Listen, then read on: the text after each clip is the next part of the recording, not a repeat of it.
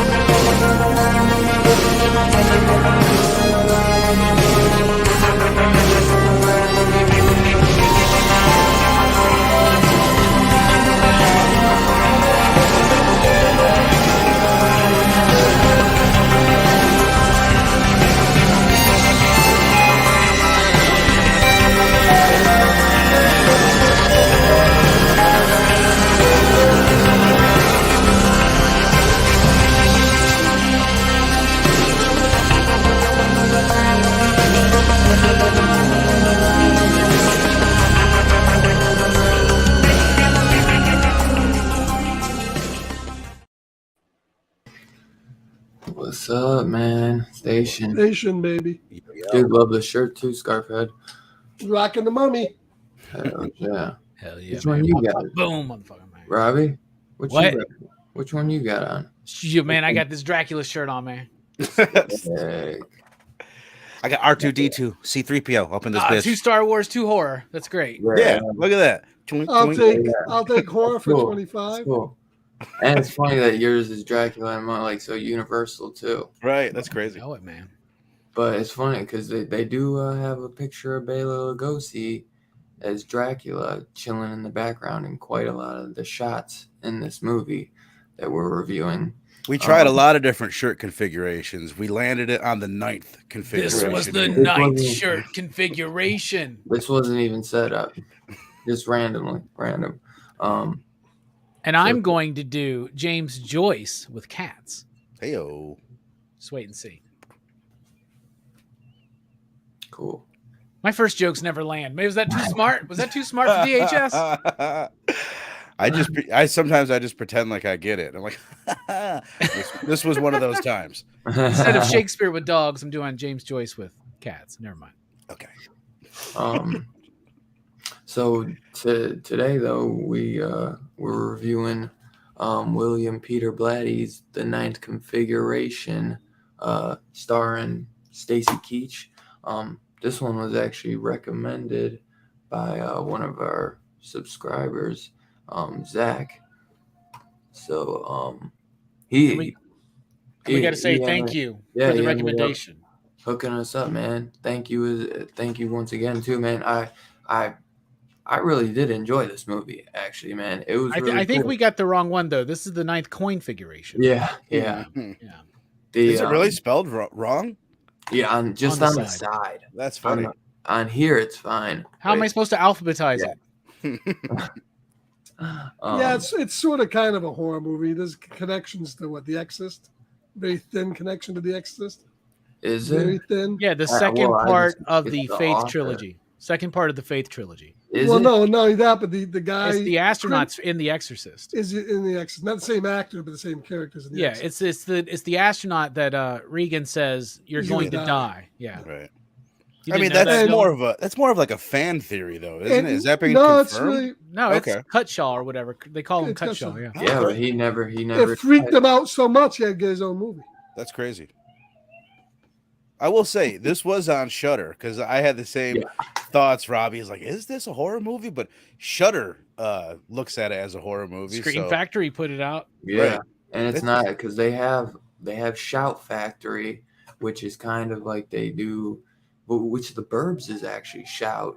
I know. Shout that could have been Scream Yeah. Factory, but Yeah, right. Yeah, I think anything mystical, religious, semi-religious, semi-thriller gets lumped into that category. I think it's because horror. because of its connection to The Exorcist. I think Yeah. in particular, Yep. right? Yeah. I think because it is the second part of that Faith trilogy, so it's I guess The Exorcist, Ninth Configuration, and then Legion, which is Exorcist 3, I didn't greatest know psychological thriller of the 90s. Yeah, I mean, this is the first time I watched it. To be quite honest with you, I that. expected Me I too. expected a little bit more. I thought the scene in the bar was going to go further, but We're not there yet, Scarpad. yeah. Let's hold on. Let's Oh. hold back. Let's hold those horses. Let's hold those mummies, right, Dylan? What you got? What you got, Dylan? What's up? Well, you were going, and then we all started. Yeah. Continue Well, on with your intro. No, You said you liked it. This is the first time for all of us, by the way. Oh, yeah, awesome. yeah. I enjoyed it, man. I think it had a really cool atmosphere to it. Really dug the little castle that they're staying in. It kind of gave me at first it was giving me like, One Flew Over the Cuckoo's Nest, kind of with Platoon vibes. You know what I mean? Because they're all like in the hospital. But man, I think Stacy Keach is just freaking fantastic, and it has a really great cast, really great. You know what I mean? Like, you got Joe Spinell, like I said, Stacy Keach, playing Joe Spinell. Tom Atkins. Like, there's quite a few guys, man. What is it? The guy who plays freaking the astronaut. Herschel. He's He's the guy that played Herschel yeah. in Walking He's in The Dead. Walking Dead. What's his name? It's Scott Scott Wilson. Wilson. Scott And Wilson. then you got the priest from the original Exorcist. He was great. Jason Miller. Dude, there are just so many hilarious scenes. And I guess, like the dog show, like the dog show where they're like training them to be actors. Yeah, this movie was I would put it up there with some of the. It could have been a Mel Brooks movie. I mean, the funny stuff that was funny in this, I found really funny, and there's some great lines in this movie. Oh, yeah. Yeah, definitely. Very quotable. Yeah, I mean, for William Peter Blatty, I mean, he only directed, 2 movies, this and Exorcist 3. Greatest psychological thriller of the 90s. Sorry. Now, man, knowing that this is like the second in a trilogy, I didn't know that. I gotta watch like all 3 in a row, man. That's They're pretty all cool. 3 explorations of faith. Yeah.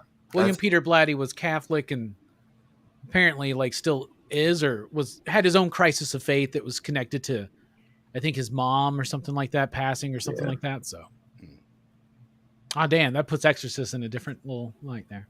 Yeah, man. Oh, But so what? Winner of both the Golden Globe and Saturn Award for Best Writing. Yep. The Ninth Configuration falls in between The Exorcist and Exorcist 3 as the second installment of Blatty's trilogy of faith. Oh, you didn't read the back of the Blu-ray, did you? If only I read the back of the Blu-ray. But yeah, man, dude, this was a really cool. I mean, I had fun with it. It's not one I'm gonna watch all the time, obviously, but it has definitely that kind of pacing that Exorcist 3 does. So I could definitely see Fable not liking this. Oh, for sure. But It's very divisive, I guess, among a lot of moviegoers. But it is see definitely a movie I could watch again. Man. Well, I had a feeling too because it's a 1500 Scream Factory release, and I think it was still in stock for quite a while. Usually those go out pretty quick. Usually they're like 1,000, but even at 1,500, I was surprised.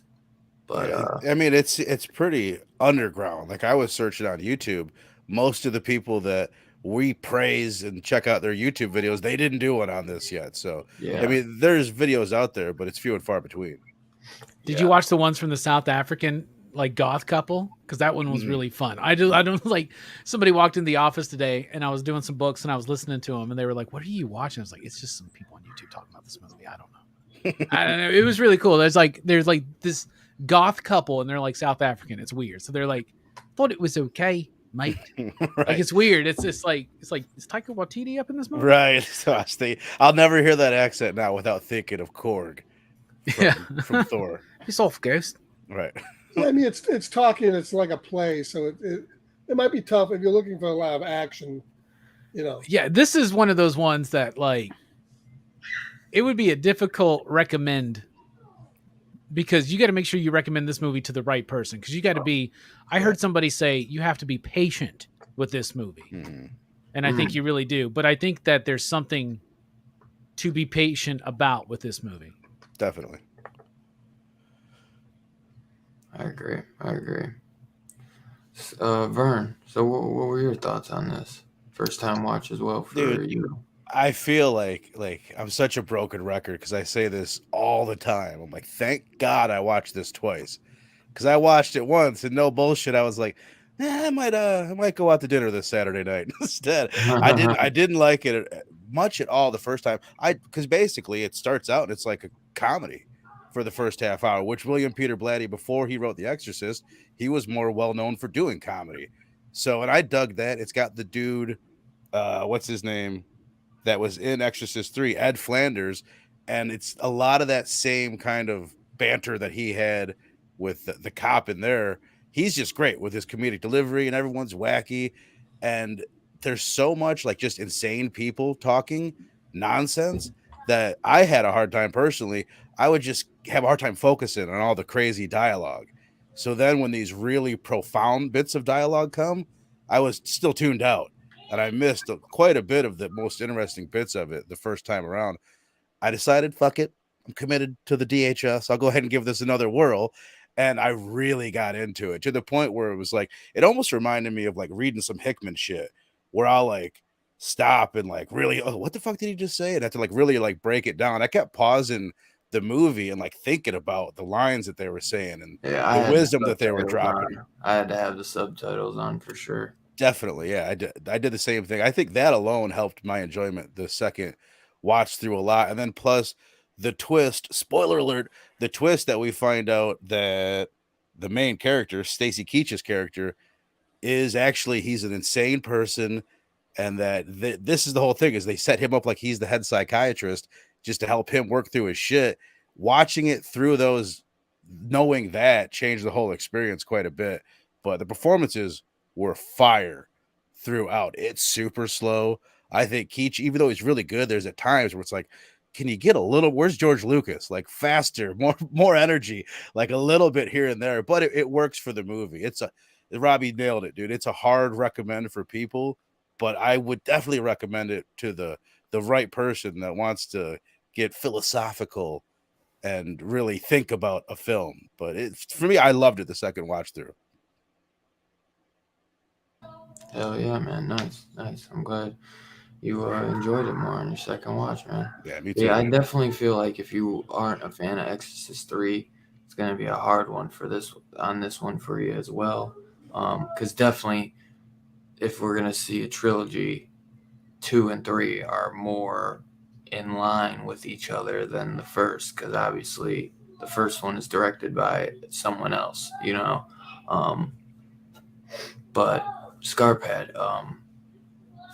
what did you think about this, my man? I know you threw a couple things out there, but Well, I have not watched Exorcist 3. Never. I've never seen it. Wow. Because I didn't like That's the greatest psychological thriller. I'm going to go back and watch it now. And I'm going to go back and I always hated Exorcist 2. I never liked that movie at all. And I think it turned me off to not seeing 3. And then for years and years, of course, 3 had bad cuts out there. And it wasn't until, 2016 where there's a director's cut. I'm going to go back and watch it now. But I'm going to go back and watch all of them. I love this movie from the first time. I only watched it once, but I love this movie from the first time because this movie has fantastic acting. I mean, if somebody wants to see a movie where the acting is top shelf and the dialogue is top shelf, it's this one. Because, yeah, some of the conversations to get into. But the thing is, to me, the guy in this movie that really elevates the whole thing was Scott Wilson. Now, I've only known Scott Wilson for the most part from Walking Dead, although I've seen him in other movies lately. And, in the third season, he really nailed that Herschel character. He was fantastic in that. But people always raved about him, and while he was good as Herschel, I can't really, I didn't see where the raving was coming from. I've seen him in bits and pieces, but I never saw him star in something. That guy was so fucking phenomenal in this movie.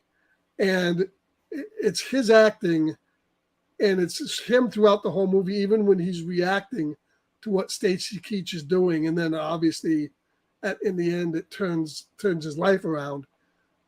He's great in the whole thing, even when he's not saying anything. He just acted his butt off. And then, of course, you had Ed Flanders and you had Stacy Keach, who was really good.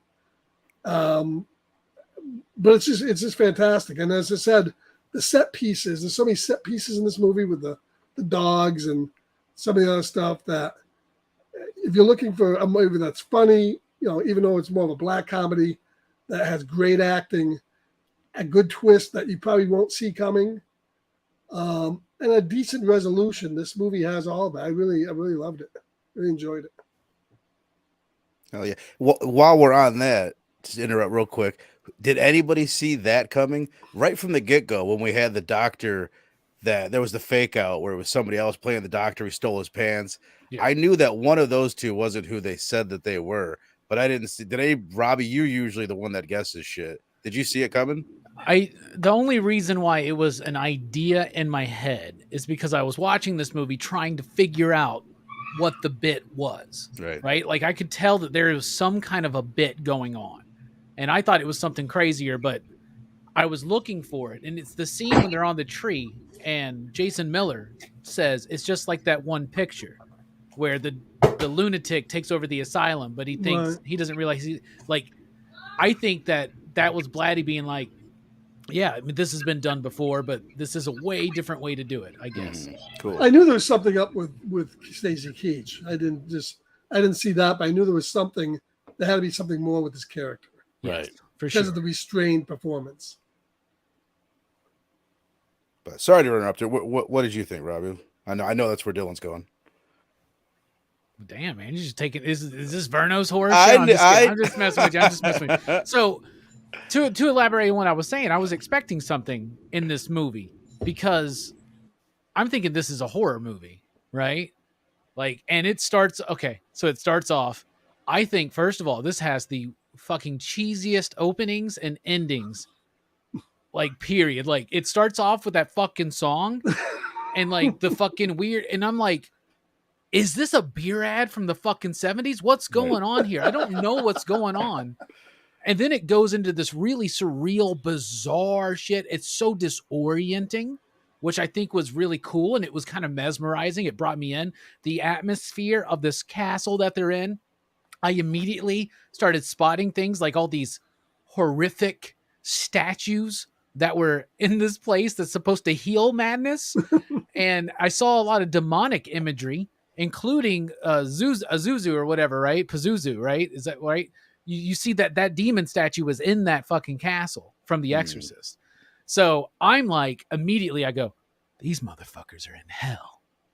And so that was what I was thinking this entire time. Because I'm thinking ninth configuration. I'm thinking the lament configuration. I'm like, this is some Hellraiser type shit. They're in hell. So I'm watching this movie and I'm like, this is brilliant.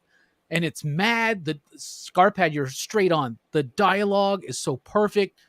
The pacing of the movie is really good, I think, because you got Stacy's performance is held back. You got Scott Wilson's performance, which is a little bit more extreme, including some of the other people's performance. The dude who plays, spoilers, his brother, the actual psychologist or whatever, right? His performance is nuanced and really, really subtle and amazing. So it's driving you forward. I feel like it slows up in the third act when they get to the bar scene. That takes a long time to really go in. And once they reveal what's going on, I was like, oh man, so they're not in hell. This is going to be it, isn't it? And it was. And by the end of it, aside from the ridiculous cheesiness of the very opening and the very ending, because the very end is he sees the St. Christopher coin or whatever and smiles and it freeze frames. And I'm just like, oh my God, this is the second 70s movie I've watched in the last week where there's a freeze frame at the end. I'm like, God damn it.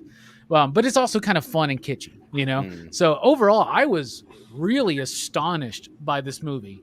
And I was really paying attention, trying to figure out what was going on. But man, there is something about this movie that is mesmerizing incredibly highly captivating and soulful.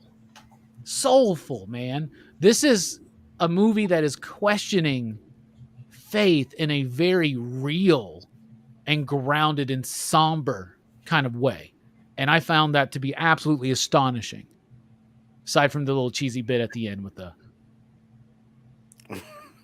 Right. I didn't mind the end so much. Obviously, St. Christopher is the patron saint of travelers, and he's an astronaut. I'm not sure where it came from. Was it in the envelope? Was it just sitting here? And he had that beginning, though. I 100% agree. I almost turned the fucking movie off. I was going, what the fuck, living fuck is this? It's like John Denver on fucking steroids.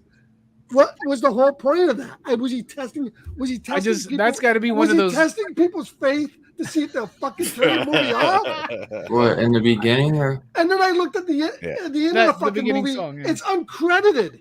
So he didn't even. I was looking at the end. I was going, who the fuck sang that song? I want to know. I want to fucking know. I feel like I know the song, and it wasn't credited. I feel like that's a song that William Peter Blatty one time listened to. Like maybe he was smoking something, or maybe I don't know, but it hit him. He felt it. You know what I'm saying? I expected the guy to fucking say he's sitting there with his leg up in the song zone. I expected him to pull out a fucking Budweiser or something. Right. The king of beer. It really did feel like a commercial. I've never seen a movie fuck? open with a song like that ever. Like I don't know. I don't think it's never been done before. 70s movies did a lot. 70s Really? movies did a lot. God, but weird. Usually they were trying to hit that magic mark to be considered a feature-length film. I don't know, man. But they wanted them short enough in those days so they could play multiple times. That's how they would goose those numbers. That song was a seventh fucking veil of hell. That song is so stupid, man. I hope there's a good clean chapter break there, because you could just fucking go. But and then it goes immediately into this really long exposition. In the year 1964, during the Vietnam War. And I'm just like, what the fuck is this movie? This is going to be garbage. This is why they only released 1,500 of these. But no, after I'm watching it, this is something I will revisit. I think this is a powerful film. Just got some, it's got some sloppy moments, but all together, it's really a daring and bold film. And holy shit, man. Well, the thing is, it goes into there's only a handful of movies that require you to pay attention, at least for me that I've seen, to the dialogue. One such movie was one of my favorite movies of all time, Buckaroo Banzai. Got to listen to the dialogue in that movie. The other one was The Thing, 1950s The Thing, because it had, and this movie had the same thing. It's a type of writing and screenwriting where you have people talking over each other, overlapping dialogue. And it's more realistic than naturalistic sound, but you got to listen because it's all happening. This movie had that as well. Right. And and you can go back, because those type of movies, you'll always catch something new on when you're watching it again. And this is one that's most definitely I'll catch something new on it. I like that Rocky Mountain Silver Bullet BS Ham's Waterfall promo. I like that. Just skip the fucking song in the beginning. There's the bit where they call, I don't even remember how it goes, but they end up calling God by the name of Foot. And if you miss that when they're explaining it the first time, then you don't get like a bunch of these little subtle jokes throughout the whole movie. I didn't get it the first time. I think the subtitles helped me there. But by the way, I like that they capitalized the F in Foot in the subtitles. Yeah. Because that's their the name for God. Yeah. Proper English grammar tells you to do that. Ninth configure these nuts. That's close hammer time. Thank you.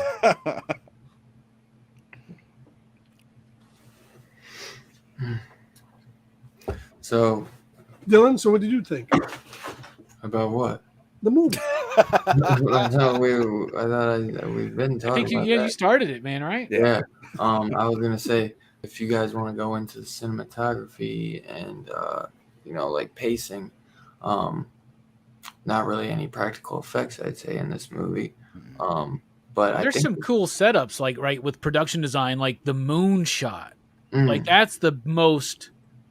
I wish that once they hit that moment, and I think that's almost the peak of the film. Mm-hmm. I wish they would have continued that bizarre, absurd stuff through the third act, right? Yeah. And it kind of almost loses it in that third act. But, I don't almost, we're talking about pacing, right? I almost don't buy he should have died from a wound, right? Like, but the idea is that he kills himself at the end, Yeah. right?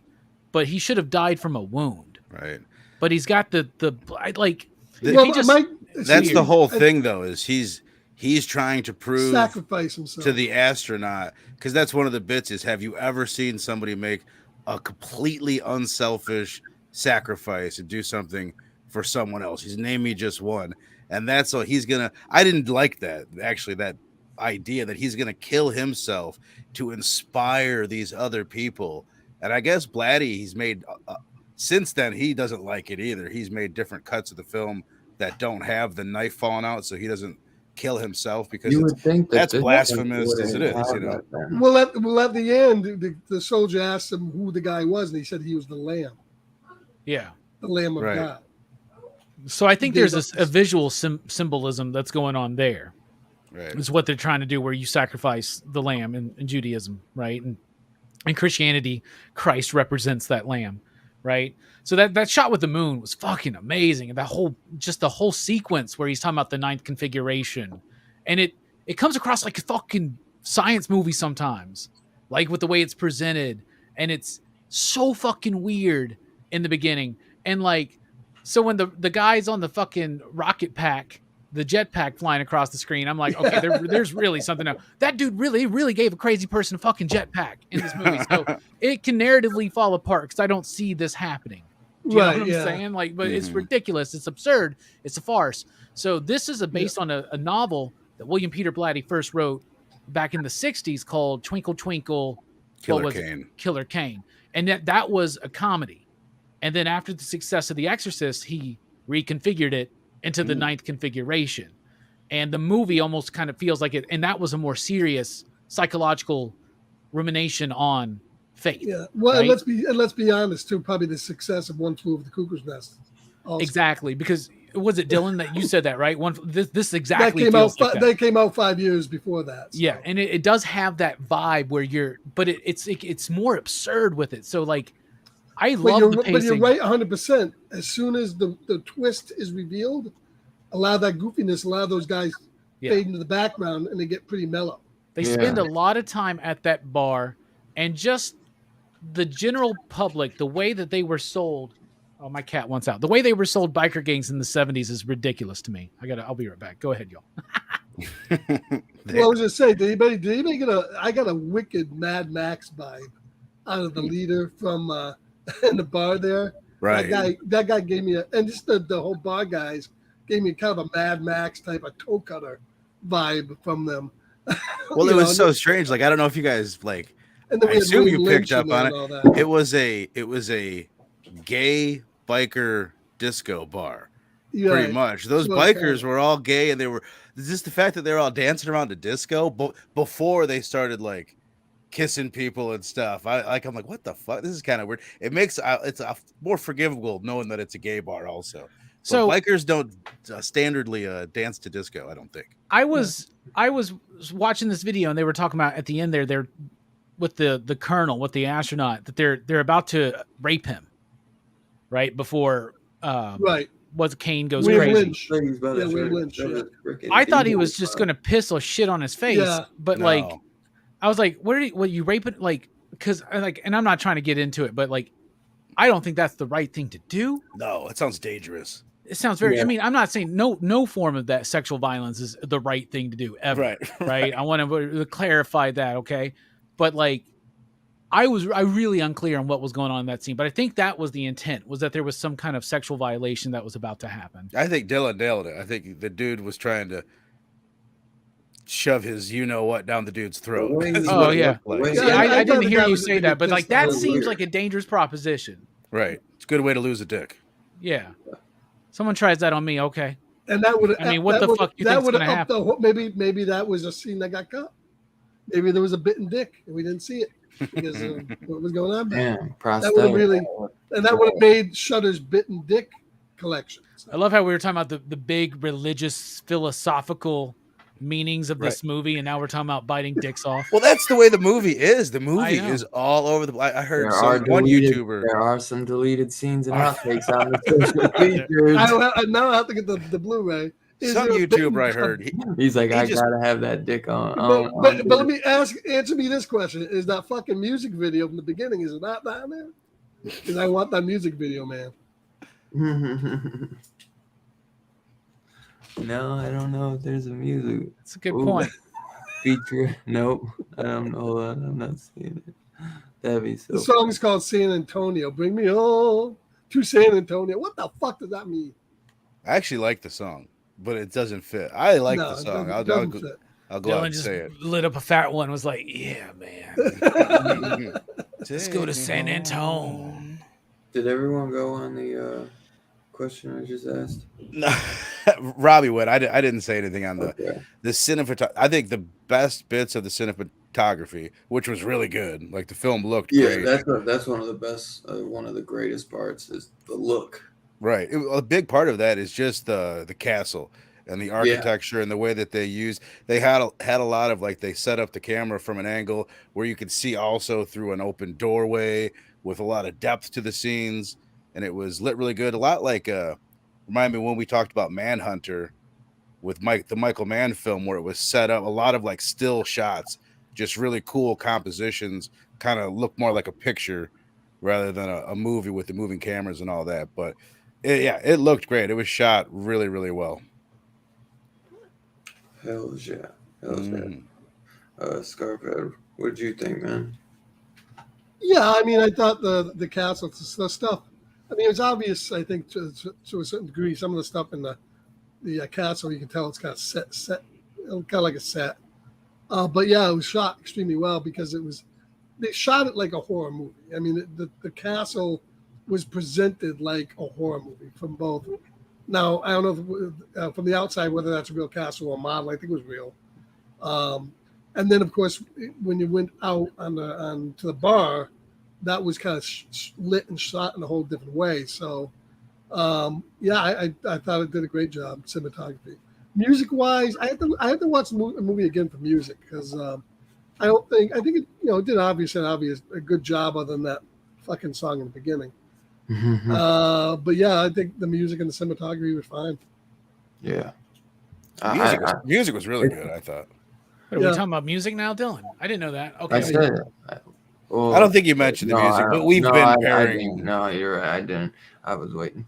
But yeah, I think definitely cinematography is one of the most standout parts. And like you just get that. You ever seen what is it, that Michael Mann film, The Keep, where it just feels like dreamlike? Yeah. That's how the beginning of this felt too. And that actually, like, going back and rewatching would kind of make sense because all reality is like everything isn't what it seems. Obviously, like, what's his name is not running it at shit. You know what I'm saying? Like, it's all just set up. But what do you think about the music? Who wants to start, Robbie? I love the music. I think it's amazing. It's this Barry Dvorzin. I don't know.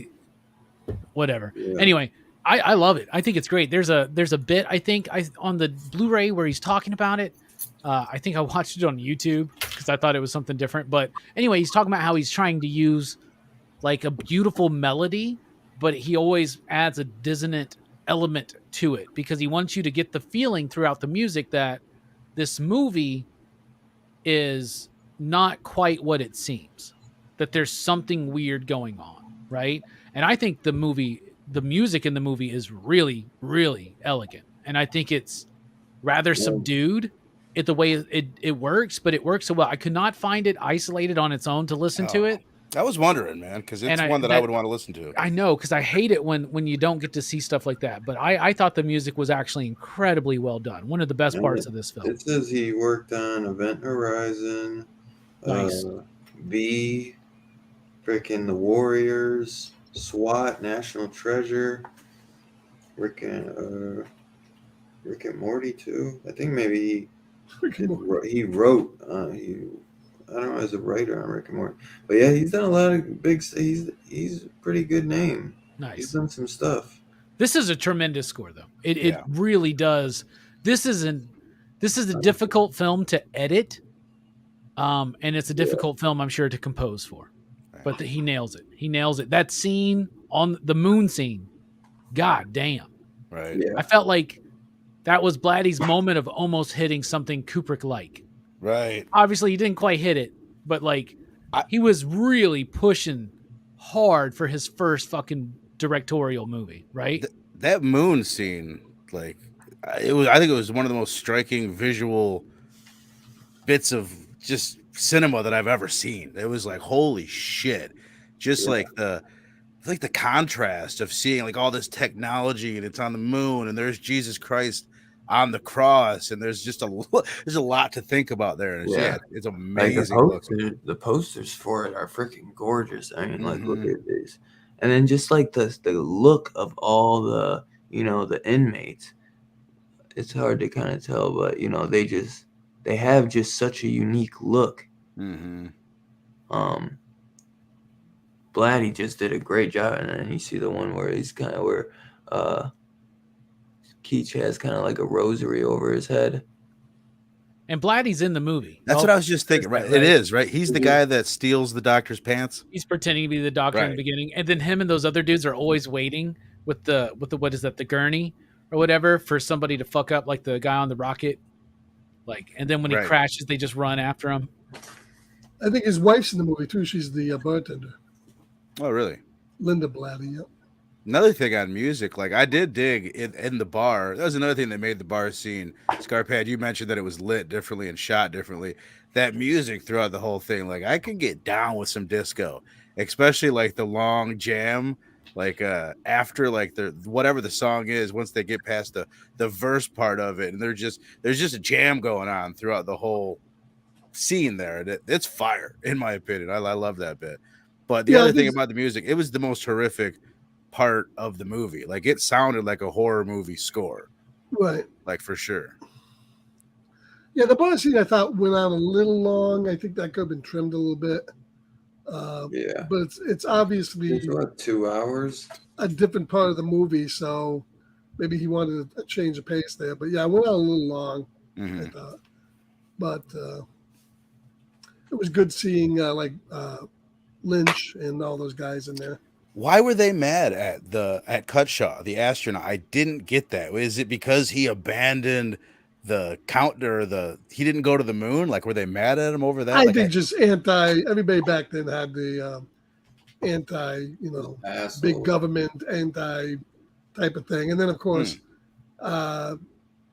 they egged him on to renounce the service. And then once he renounces the service, they said he was a coward and a traitor, and so it was weird. Was it like a post-Vietnam, anti-military type of? Yeah, but this is during Vietnam, Marines, right? This is during. No, Vietnam, I thought it was after Vietnam. I thought it was during, but even if it's after or during, there was a very big anti-war sentiment, especially in counterculture. So I think this is supposed to be after Vietnam, but how long I'm not sure.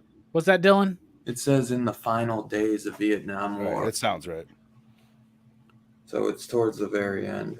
It's interesting how it's like just the whole idea is, first of all, it's like the guy from MASH whose name's escaping me, the guy that he's maybe pretending that he's crazy the whole time to get out of being on active duty. Yeah, it's like it's that idea, and it's almost, you could look at it, and these days someone wouldn't make that movie because you're supposed to just kind of accept what people say, like, oh, do you feel depressed or you have anxiety? It's kind of an odd thing to be like, all right, this is a big test on if these people are just pretending that they're crazy to get out of fighting.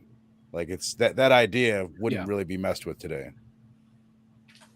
Yeah, I could see this movie very easily being translated to like a graphic novel, because it kind of had that feel of a graphic novel kind of.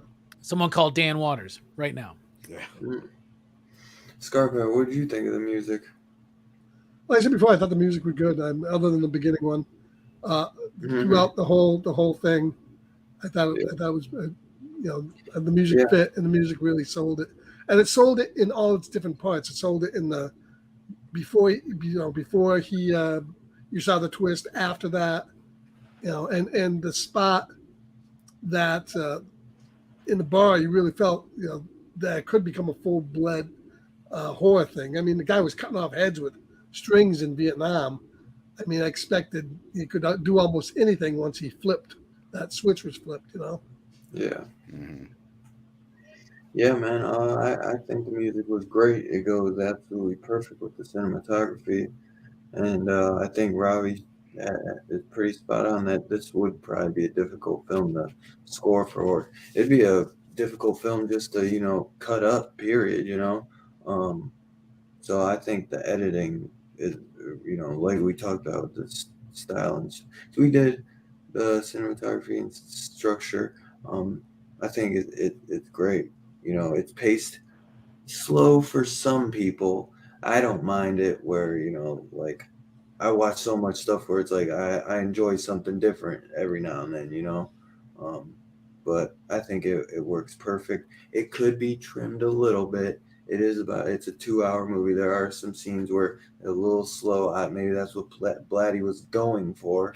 But in the 80s, this is 1980, so there's a lot of those times where they make these very slow scenes and they kind of that are drawn out. You know what I mean? With this like music, this goofy music. But yeah, I really enjoyed it for the most part, man. I think everything was spot on, and for like Robbie said, for a directorial debut from a novel writer. I mean, he was no, you know what I mean, like no film student. He was just a freaking uh, incredible writer. So.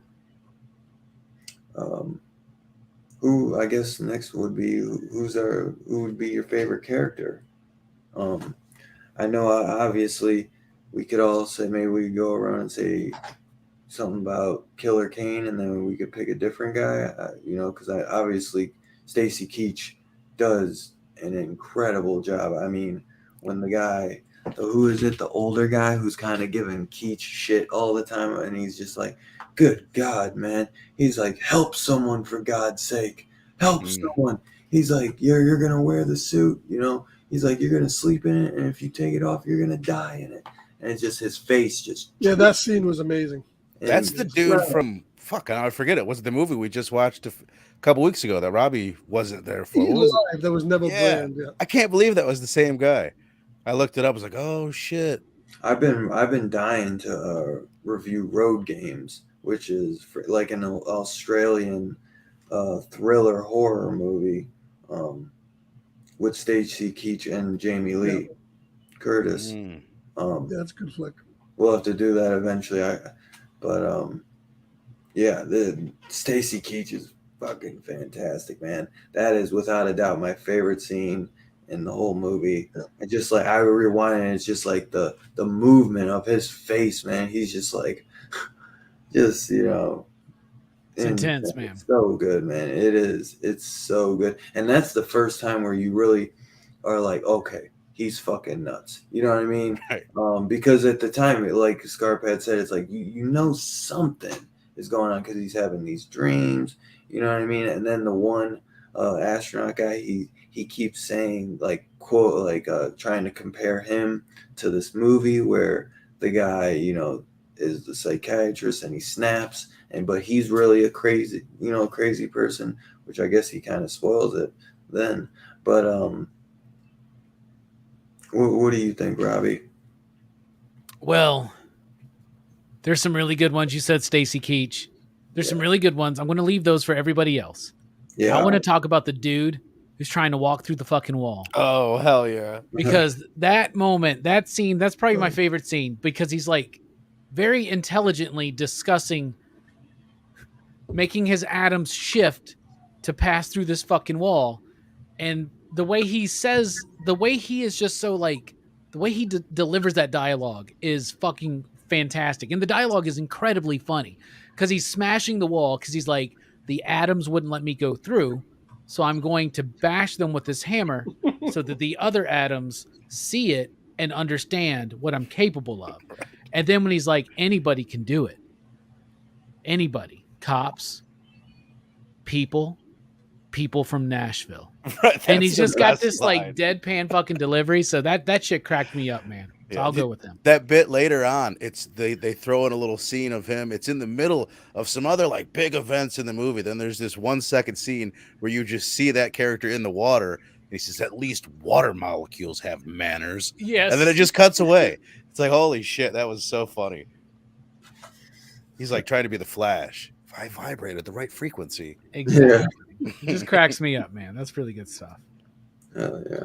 I do love if I'm like Keach, obviously, but I do like the guy who's the priest in The Exorcist. Yes. Just running his dog show, The dog was good theater too. dog show. Right.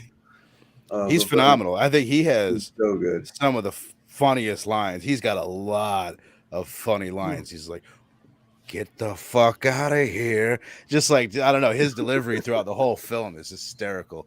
In a lot of ways, for me, he steals the show comedy wise. I think he's the funniest character in the movie. But one thing on Keach, it's so slow. Like watching it the second time, it's more obvious that there's something like majorly wrong with the guy, because he Mhm. just seems so like distracted. That's like a big part of what his character is. Like he's got other shit on his mind. He's really slow to react to what people are saying, and he doesn't, he's just distracted. But speaking of distracting, I can't But he's mention him. trying to like stay busy the entire time, where he won't let himself get rest, and he just wants them to come fuck with him all day long. Right.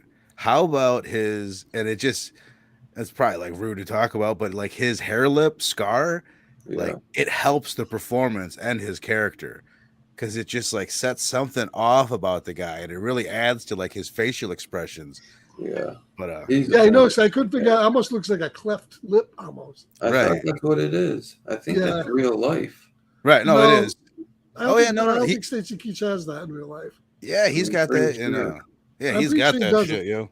It probably looks a lot better now. I mean, I know him mostly from the fuck. I can't believe this is 100% American History X. He's like the main head Nazi guy in American History X, and he's got the hair lip scar in that. It just Let me gets go back and look better at over the years. Mike Hammer, 1980, about the same time. See if he had it back then.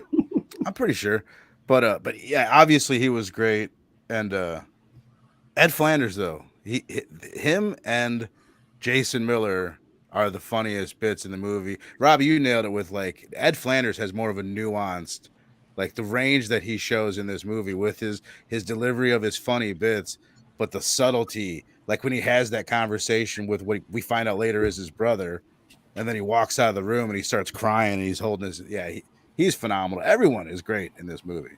Yeah, comedy's hard. I mean, comedy, especially timed comedy, is not an easy thing to do. Definitely not. Scarphead, who's your favorite character then? I like the dog, was good. The dog with the cornrows, but I would say probably Scott Wilson. I think he held the whole movie together, and overall gave the most widest performance. Even when he wasn't saying things, he doesn't say a lot in the bar, but his acting goes a long way to sell what was going on. So I would say Scott Wilson. Really surprised me how well he held this movie up. It says Keach was born with a cleft lip and a partial cleft on his hard palate. Many performances you'll see him in a mustache to hide that. Yeah. So that's probably why. I'm sure he's gotten that shit messed with over the years with the money he's got. I think this, like in the 80s, obviously it looks, not, like it's probably gotten a little better over the years, I'm guessing. Right. But dude, I'm still probably slays. Like I'm sure. Let's see, what would be next? What do we probably actually the biggest thing. What do we think this movie's trying to say? Oh man, who should go first? Robbie? Shit. Robbie. Obviously it's about faith. Right? I mean, that's the obvious thing. That's what it's about. It's about questioning purpose, fear, faith, God, humanity. Right? Like why does God allow suffering? If God exists, why is there suffering? How do humans deal with suffering? How do we comprehend good if there's evil in the world? Kane wants to tell Wilson's character that there's good in the world through humanity, and that's enough to believe in God. And he doesn't believe it because of the sacrifice issue, but sacrifice does happen. So that's what this is. This is a really hard, grounded look. Anybody who's ever been a part of a religion, who's ever had that crisis of faith moment, these thoughts are 100% some of the biggest existential questions of humanity, and they are being asked in this movie. And I think by the end of it, it's answered in a powerful way, but at the same time, kind of a trite way. But it's a very powerful message that has stood the test of time beyond religious boundaries. Most religions that I have studied have this idea of the sacrificial element, the lamb, right? Whether it's Judaism, whether it's Islam, whether it's where you're sacrificing, like you're fasting, things like that.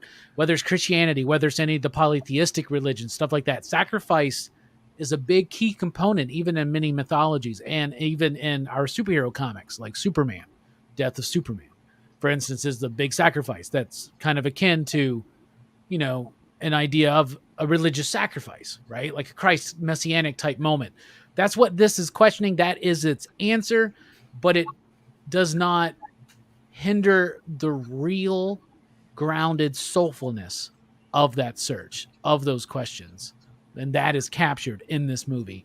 It is about the chaos and the absurdity of life, and how do you define meaning out of it? That is the movie itself. This is a chaotic fucking movie. How do you make meaning out of this chaos? They try to do that by the end of this film.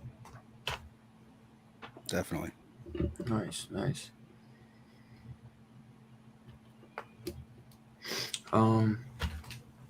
Yeah, no, what was it? Zach said you gotta have faith. Oh, I guess it would be nice. Yeah, If I could touch your body. I know not everybody's got a body like me. Baby. I gotta have faith. Oh, fuck yeah. Let me be your father figure. One thing, one small thing, I guess, with the brother is that I guess you just never give up on family, man. That guy was moving freaking mountains to run a freaking and have his crazy brother run a psychiatrist, mental hospital. Family. With all these guys. Basically, all those guys seemed to be normal. They were all acting, like. But, Bird, what do you think? I mean, obviously, Robbie made a shitload of good points. It's about that. It's about faith. You could also look at least like Killer Kane's journey as like a union thing. Carl Jung, like he doesn't accept his shadow, which is something Robbie, I know we've talked about a bunch of times. Like he doesn't accept what he did, so he buries that part of himself. He doesn't accept that inner evil that we all have in us, and it's what fucks him up mentally and causes him to act out in the world. So and he thinks that if he does this one good deed, that it will save him, possibly maybe save his soul or something, Shock treatment, bruh. Yeah. But that's the true sacrifice, is that he doesn't care about saving his own life. And I guess the big point is his life is over. He's about to be arrested. He killed like 8 people in that goddamn bar. You know what I'm saying? It's done. Maybe more. But so that maybe it just pounds home the element of sacrifice with the killing of himself. And then that's why I think they go into that bit where they're like, there's a difference between suicide and giving up your life for someone else. Yeah. I did want to point out, and I guess this kind of fits in with the themes a bit, but the line, once I really like put the subtitles on and paid attention to that line in the moon scene, basically what Blatty is saying there, well, what the 9th configuration is, the way I understand it, is the configuration of amino acids to create proteins, which were the building blocks of life and which led to the evolution of life on the planet. And what Blatty throws in there, because I looked into this, it's a little bit of junk religious science that got disproven the year after this movie came out. about Yeah. it would take 10 to the 243rd billion power, whatever. It would take way longer than the universe has existed in order to build proteins that would lead to the evolution of life. That was Blatty's kind of way of saying, like, evolution isn't real, God is real. But what they proved a year later is that proteins, they were built in like little chunks, little bits of amino acids combined together, and they evolved and they kept going. And then other little bits got together, and then they formed what eventually will become proteins. And then they Well, now proved this that movie that could be just done. sucks, bro. Right. Thanks. well, I thought it was interesting. That clearly he's a religious dude. It's this, Yes. similar thing in The Exorcist. It's all That's about something you having got to faith. understand when you approach these three films. Yeah. I mean, The Exorcist has an element that a lot of people can understand, right? But those three films, these other two, Ninth Configuration, Exorcist 3, greatest psychological thriller of the 90s, you got to approach them in that way, and you understand a whole lot more with what he's doing, because it's kind of like what Frank Miller does on Daredevil, Born Again, where that's Frank Miller himself trying to come to terms with his crisis of faith. That's what these novels and these movies are. Right. The other thing I want to throw in is just the length that men will go to avoid dying in war. Like, that's just like the kind of, I don't know about subtle thing, but it's in the background. It's like, oh yeah, like a lot of these people, they're questioning whether or not they would fake being insane and live in this insane asylum just to avoid dying. Or what war does to Right. you.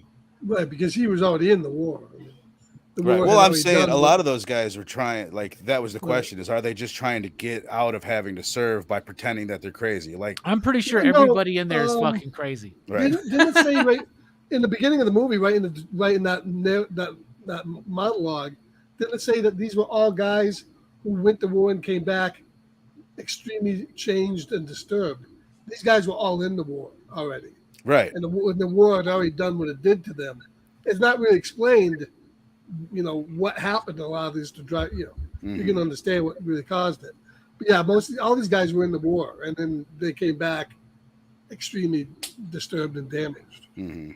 So none as much as Kane, but to a certain Yeah. degree. Yeah, man. That dude's wild. Good points, Vern. Killer Kane. Killer Killer Vern. Kane Killer Kane, also a character from Buck Rogers. Fuck Is there Rogers. is there anything else anyone wants to throw out there that they enjoyed about the film or liked, a scene or something before we get into the rating? Well, Vern hasn't. I mean, Scarpet hasn't talked about what he thought it meant, right? I thought he just did. Yeah, I can't elaborate more than what Robbie said. I mean, I'd bring up the same point. There's a couple great. Oh, sorry. Go ahead. I think in the end, it's also giving up your life for someone else. I mean, to a certain degree, leave religion out of it. I think Cain knew what his sacrifice would do for Cutshaw, and even on a humanistic level, even though he knew he was going to be going to jail, he saw that as a way of providing that to him. Exactly. So, like you nailed it. Even on a humanist level, right? What is God in that? God is us. Because he was not so. he was not injured in the bar. If you watch the movie, he snuck the knife away and he slashed his own wrists. That's where the blood was coming from. So he straight up killed himself for shock treatment. Yeah. Mm-hmm. I was just gonna say a couple fucking great lines. The one that Cutshaw says, they're like, "Why won't you go to the moon?" Says, "The man on the moon tried to fuck my sister." That was like one of the highlights of the movie. And then what's his name? Jason Miller saying, telling the one doctor to stick a pineapple up your ass and pretend you're Hawaiian. Yes. Like every line Jason Miller delivered. Yeah, I wish I wrote them down because I can't remember them. There was so many. I'd have to watch it. The dude dressed as Superman had some good lines. I can't remember any right now. There's so many good lines in this film. So it's the whole first act is filled with them. Right. Like the first 15, 20 minutes in particular You're just like, it's so chaotic. You just don't even know what's going on. It's like, this is crazy, but I like it. Right. yeah, no shit. Robert Loggia dancing around in a In blackface. blackface, like, and then they asked my bitch, like, I'll turn my mind off now. And then the Well, the Superman had an N on his chest. What did that stand for? I wondered that too, man. But the character's name started with an N, but I don't think that was on accident. And I'm surprised that's not like something that people meme. If this movie was more popular, you'd see memes with that guy. He'd be like a representative. Oh my god! In a good way, or probably in a bad way too. But probably. You always have to ask yourself when you watch these movies from the 70s and 80s, would a movie like this, would it be made today, and would it be successful? I'd have to say probably no, probably no and no, because I just don't think people have the patience to sit down and watch a movie like this anymore. Right. They won't. Yeah, probably would have given up with that after that song. I can understand it, but any kind of character-driven and dialogue-driven movie. Well, look at the comic books. I mean, they have 5 words in them. People it better be Tarantino writing it, or else studios aren't going to buy a dialogue heavy of a film. I like even Shudder on their description of the film. They're like, in this hard to describe, only in the 70s movie. Like, they're right. Like, this would only get made in that era. Like, you'd never see this now. By the guy who was responsible for one of the biggest horror films of to date, right, of all time. So, yeah.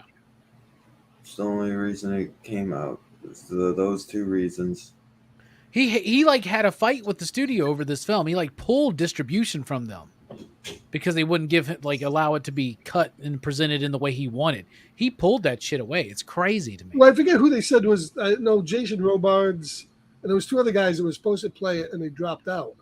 These guys, Charlton Heston was going to be in it, but they filmed it in Budapest, which at the time was across the Iron Curtain, and he refused to film across the Iron Curtain. There was a couple other guys that were supposed to be in it, and they dropped out. Wow. But these guys were ultimately, I think, the best choice. So, I was watching and just because I'm kind of less familiar, or definitely less familiar with the era, I was like, damn, how many of these people were famous before this movie? Or is this one of those where you're seeing a bunch of people before they got famous? No, and I think it's the latter. I think these people were already stars, and they jumped on based on Blatty's reputation. Yeah, I was amazed how many movies Scott Wilson. I looked at his filmography. I mean, he goes all the way back into the middle '60s. Ed Flanders, all those guys. So yeah, did Maniac come out with Spinell yet? I think that was the next 75 year. Or I think it was. No, it was 81. Yeah. I was gonna say yeah. I like how they gave Spinelli his real name in the movie. Yeah. Joe. Hey Joe. He goes, hey Joe, go over there, Joe, and his last name is Spinelli. So. Yeah, that came out the same year, 1980. Yeah. When this movie was produced in the 70s, like in the late 70s, but it was finally released in the 80s because there was like I said, that kerfluffle, if you will. Slap that dog, kerfluffle. So, any more lines, Vern, or y'all want to get into the rating? I'm fresh out of lines. And there's some funny ass ones though. Maybe afterwards. Scarphead, you want to start us off with the ratings, and anyone in the chat who was able to catch this, throw your rating down below. Based on 5 slips, I guess. 5 slips, yes, sir. I'll have to say it was no Baby Oopsie, which I watched today. Did you really like it? I like Baby Oopsie? Yeah. Oh my god. I think you said it was watchable, quote unquote. It's watchable. It's a lot better than you thought. You probably thought it was gonna be absolute dog shit. I would give it 4 slips. 4. Nice. Out of 5. Nice. Hell yeah. This was a struggle. This is a tricky one, man. Because, God, we judge it so often on like what was the director, the writer trying to do, and he was trying to do exactly this. Yeah. And to dance with all these different tones and to pull it off, and the cast. I'll go with 4.25. And I'll feel good about it. It's a really, really good movie. If you would have asked me after my first viewing, I would have given it like a 2.5 or a 2. Really? I Wow, was that's like, a this big was jump. mad boring. I was like, what the fuck is going on? But I'm telling you, like, I just didn't get it. Like, I think I just started to tune out a little bit after the first act. But yeah, it's great. It's a movie that 100% I will watch again, and it's a movie that needs to be watched more than once for sure to appreciate fully. Yeah, I'm sure there's a lot you can pick up on each watch. Robbie, my man, what are you thinking? What I want to say Got some is praises today. What I want to say is Five Ya Digs, the greatest psychodrama of the 80s. But that goddamn opening, You gotta dig it for the opening. the freeze frame at the end, the trite way to wrap up, to me, a trite way to wrap up a very complex question. But I love the complex way in which this question is asked and pondered in this movie. This was hard for me. I want to be like the rest of y'all and do this 0.25 bullshit and go 4.25, right? Because I don't good. think It feels good. You I should try don't think it quite gets where it wants to go. 3.69. And so I would definitely do a 4.369. But you know what? I got to really honor this and think about this. And like my buddy Jelani says, I base movies on rewatchability. And when I put that into consideration, I'm going to be bold enough to say 4.5, ya digs. This is one of the greatest psychodramas of the 80s. Station. Station, It's my not friend. quite Exorcist for sure. And it It's up ain't there. Exorcist 3, a.k.a. It's up Legion. Greatest Yeah. psychological thriller of the 90s. And now we have done the Faith Trilogy here on Dylan's Horror Show. We've done something that most horror shows on YouTube have not done. We did Think them about out of that. order, but we did them. Yeah. You can watch them in the right order, though. Yeah. You know, man, Won't change shit. I think I gave Exorcist 3 a 4 or 5, I want to say. And I know I gave OG one. I mean, you were going ham that night. I think I gave it a 5, bro. I might have. Like, I wish I could walk that back, but now I can't. So, like, I'm just going to live with that. One of the best psychological thrillers of the 90s, for sure. Top 3, easy. I'm going to get it. I want a t-shirt. And, like, next time they ever do an Exorcist 3 Blu-ray, they better pull my quote. The greatest psychological thriller of the 90s. That's the best quote you got, y'all. Yeah. I definitely cannot wait to watch all 3 of these together as a trilogy. Even though I know, it's kind of like the frickin' Carpenter trilogy, they don't really connect, but they just have that same underlying thing, about faith and everything. But I'm a huge Exorcist fan, and this is definitely going to be a trilogy that I cannot wait to, dig into every now and then, because the Exorcist 3, those are ones that even my girl will just, every now and then I'll come home and she's just watching Exorcist 3. How awesome is that? Could be a bit man. Could be a bit concerning too. I knew you like that, Robbie. I knew you like that. I like her a little bit more now. Okay. That's fine. But yeah, man. So I'm gonna give it a 4.5. Yeah. Wow. Can we commit to the bit over here at DHS? You know what I'm saying? Yeah. It looks like we got some high praises too. We got a solid 4 slips. Cole Fowling for being a true sleeper from Jerem. We got 4.25 slips from Two Gun. 4 configs from Zach, which we wouldn't even be doing this review tonight. I'm sure one day we would have done it.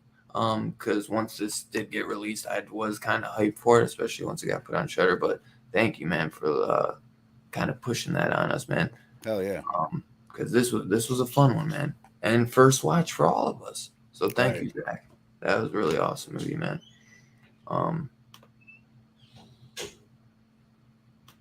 Let's see, and John, I've never seen anybody give it 5 Scarpaths out of 5. Nice.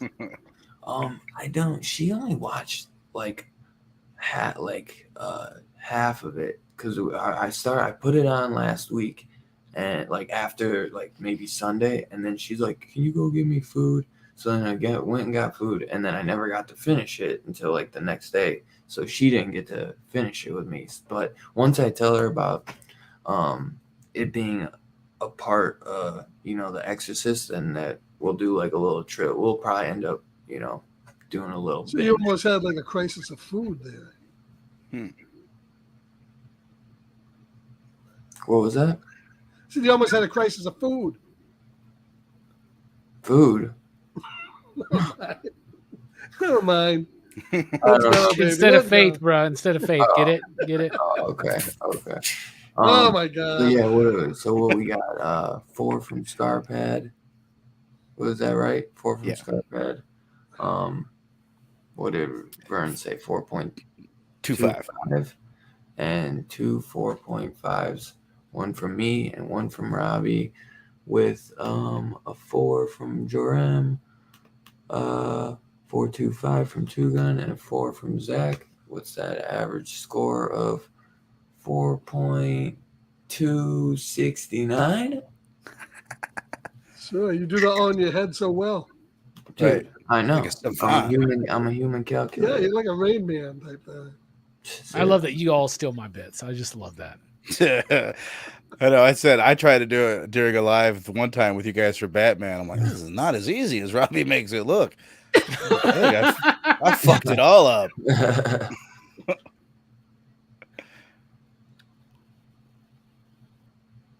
Now, the funniest bit was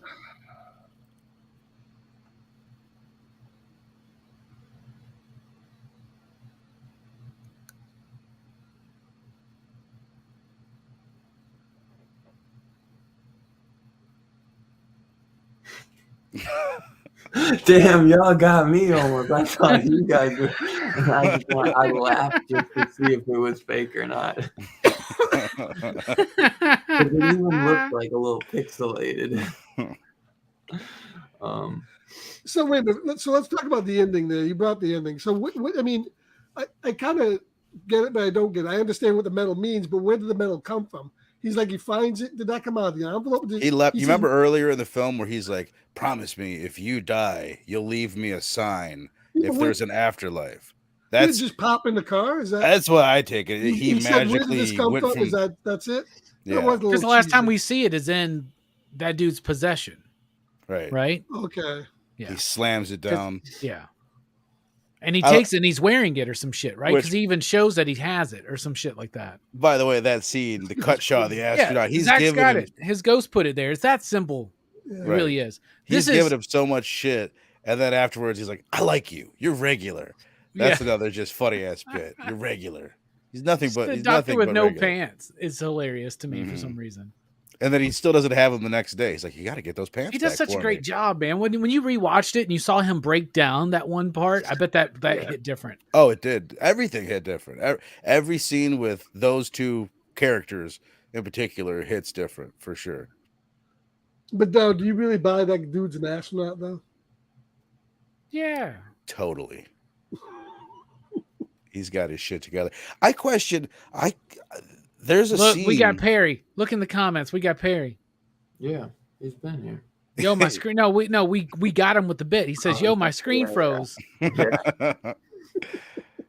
There's a scene where I don't know what's going on. Cutshaw, he's with a bunch of people. Keach comes in. He says something to him, and Cutshaw gives him a look and like a smile as he walks away.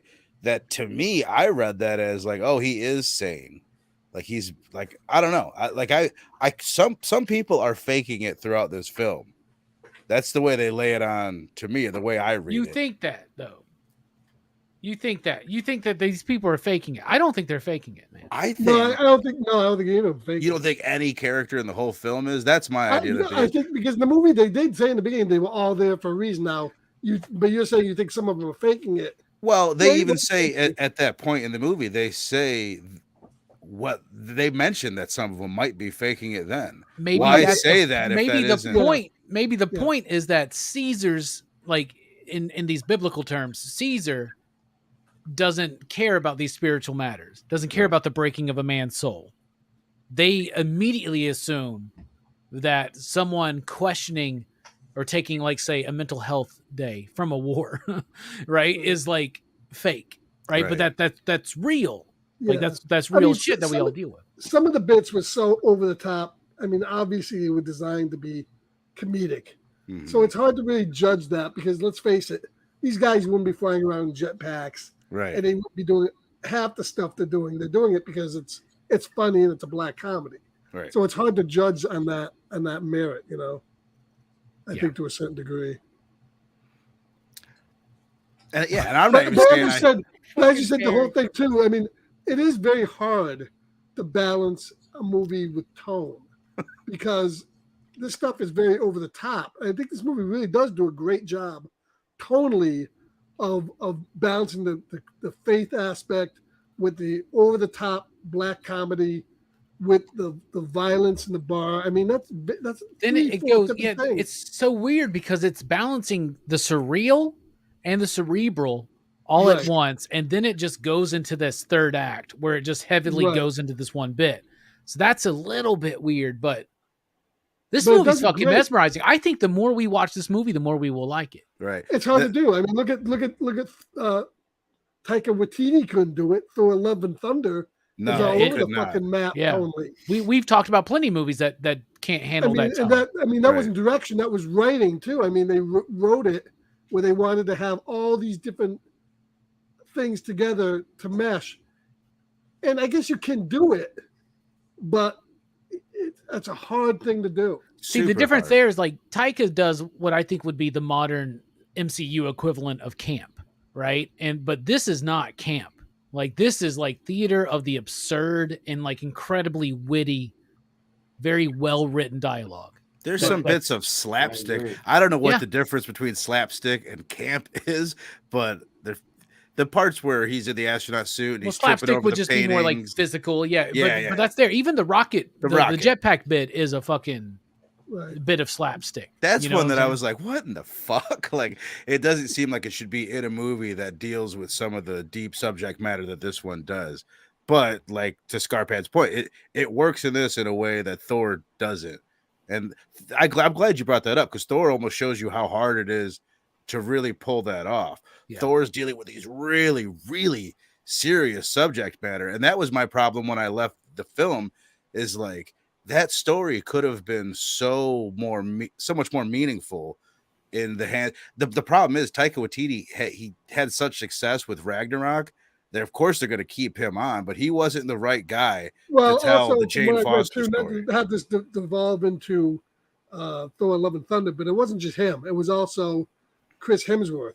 I mean, he didn't like what was done in a lot of stuff in Endgame and Infinity War.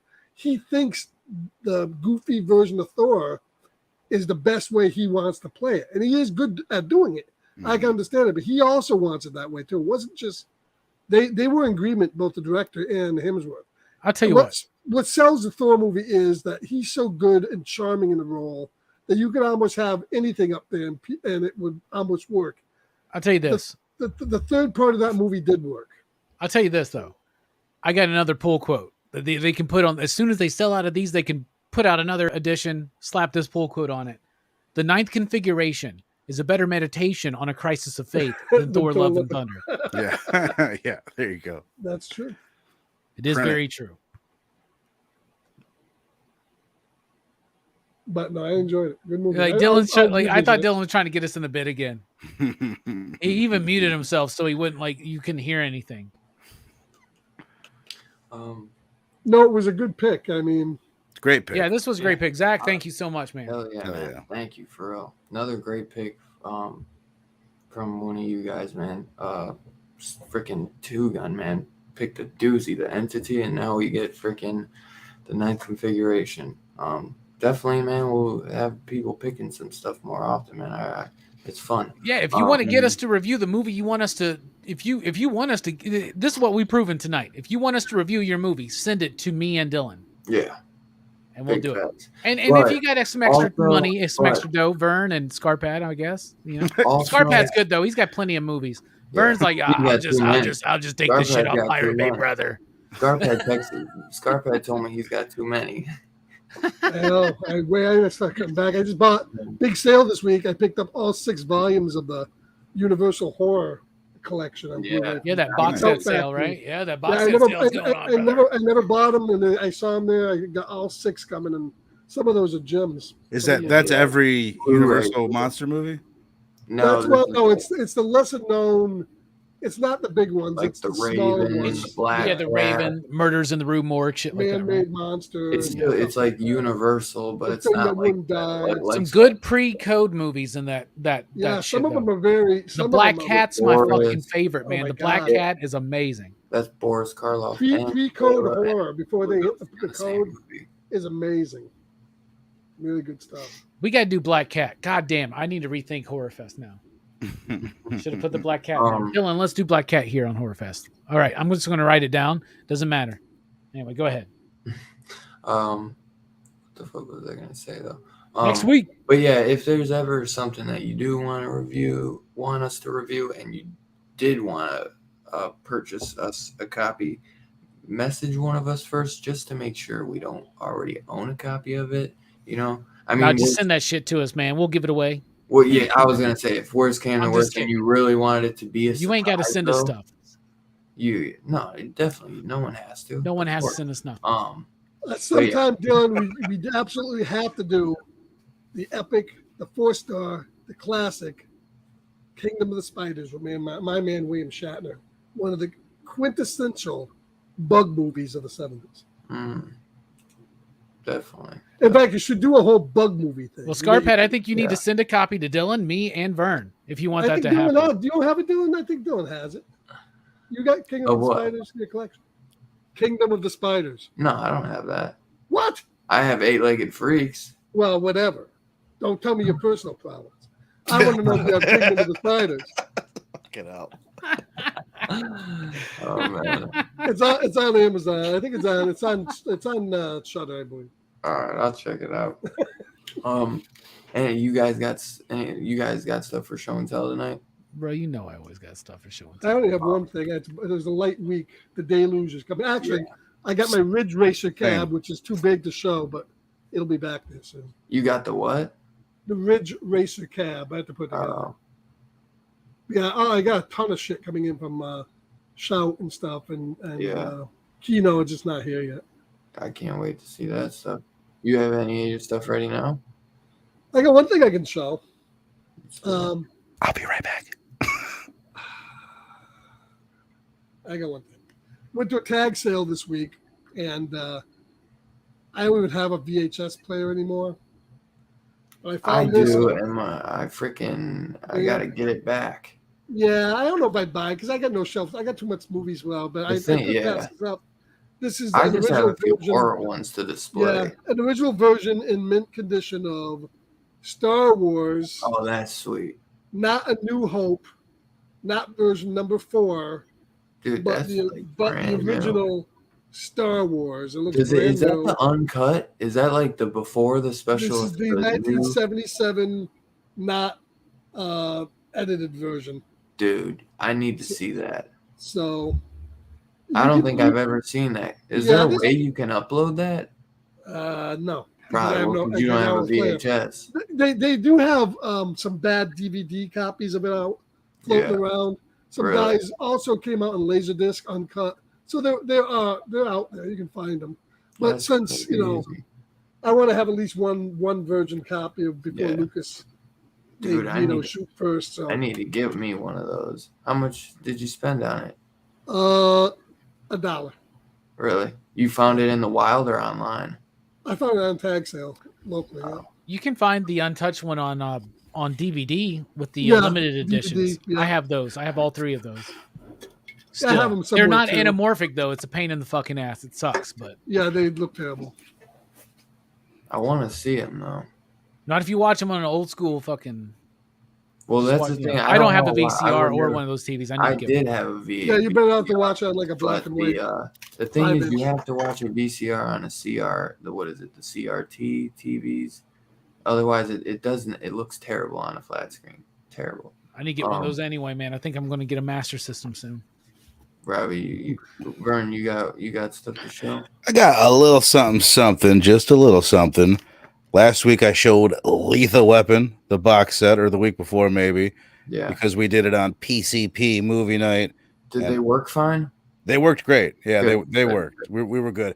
So August 15th over on PCP.